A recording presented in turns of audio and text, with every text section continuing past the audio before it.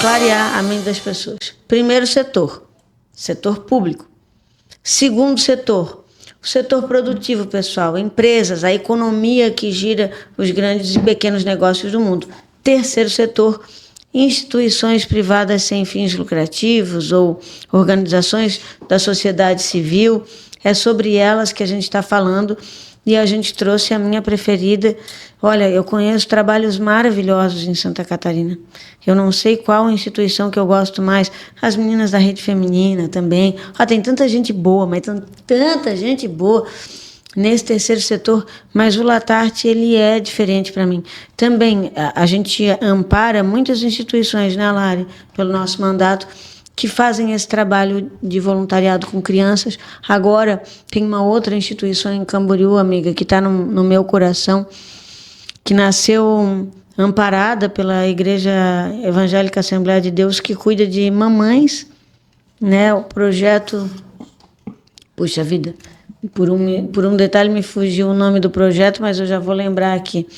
Elas têm um projeto magnífico, cujo amparo vai além de entregar um enxovalzinho para a mãe que não pode comprar. Não é isso. É um amparo moral, espiritual, é estar com elas nessa caminhada de acolhimento para a chegada desse filho e no pós-gestação também, quando a criança vem à vida, esse acompanhamento de ajudar a criança muitas vezes a encontrar uma vaga numa creche para a mãe seguir a sua vida. Boa parte dessas mães são mulheres que os companheiros as abandonam, então logo a descoberta da gravidez chega, que estão na situação de vulnerabilidade, muitas delas lá no Monte Alegre e de outros bairros da nossa querida Camboriú.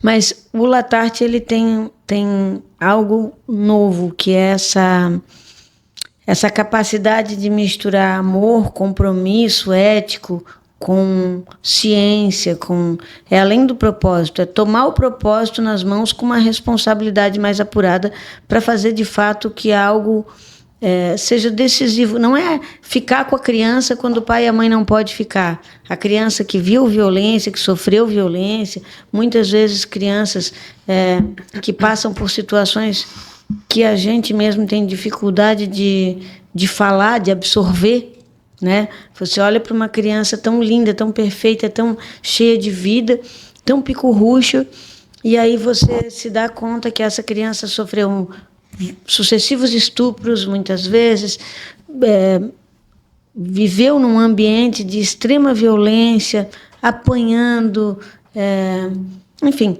E aí você vê a criança num espaço que ela encontra uma esperança.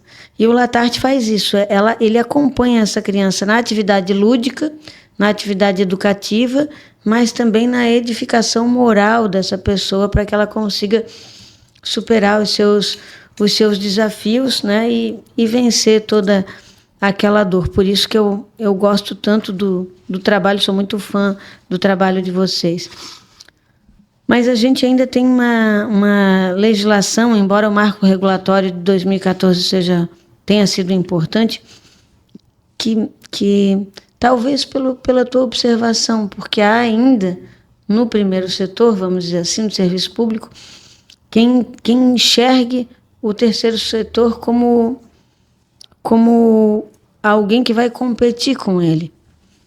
E eu quero mencionar uma história, uma passagem na tua vida que eu acompanhei, o que nos fez nos tornarmos amigas de verdade, porque amigas, irmãs, não sei como é que a gente chama esse carinho que a gente sente uma pela outra, quando em dado momento tu assume uma função pública e a partir dali tu recebe um tiroteio inexplicável de um monte de gente e acaba desistindo da política, né?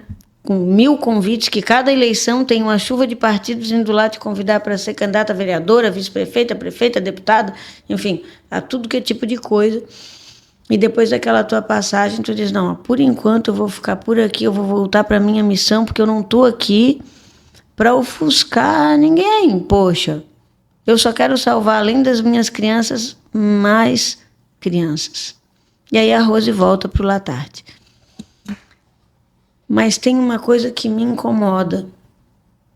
E eu imagino que para ti essa dor deva ser maior do que para mim, porque a tua lida diária, tu atende 200 crianças. Mas tu sabes que muitas outras que estão do muro para fora do Latarte precisavam estar lá dentro. Como que tu convive com isso? Com a matrícula que tu não pode dar, com a criança que tu não consegue receber, porque as barreiras ainda são muitas. A minha base de sanidade mental, inteligência emocional, se chama fé. Eu não faço nada sem colocar nas mãos de Deus, porque foi aquela porta, eu tenho certeza, não teve nada a ver com a Rose. Por muito tempo eu digo que por falta até de conhecimento e maturidade, eu era muito jovem, eu achava que eu tinha construído algo, que eu tinha criado algo, que eu tinha tido uma ideia, depois eu entendi que não tinha nada a ver comigo. Deus simplesmente precisava de alguém guerreiro, corajoso. Aí achou uma mulher brava lá do Monte Alegre, que no começo não entendia nada, mas servia para o propósito do Senhor, que era defender aquilo que Ele criou. E aquela porta se abriu. E eu digo que ela é uma Betânia. Betânia foi um lugar onde Jesus buscou para ter descanso quando ele precisava.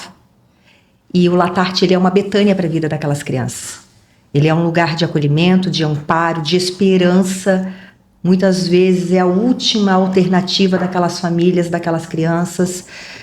E lidar hoje sabendo que milhares não são... uma única vez eu fiz um levantamento.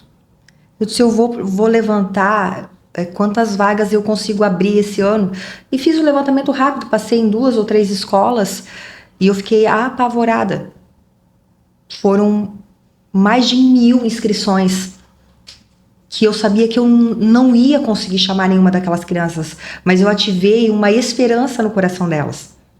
E o Latarte, diariamente, se tu chegar lá, o portão abre 7h45 da manhã, 7 horas a gente já tá lá para você começar a montar o café, mas das 7h45 da manhã às 20h30, que a gente atende as famílias agora à noite também, são pessoas implorando por vagas, porque elas conheceram falar de um lugar, elas ouviram falar de um lugar onde é possível mudar de vida, onde vai oportunizar uma mudança na vida delas.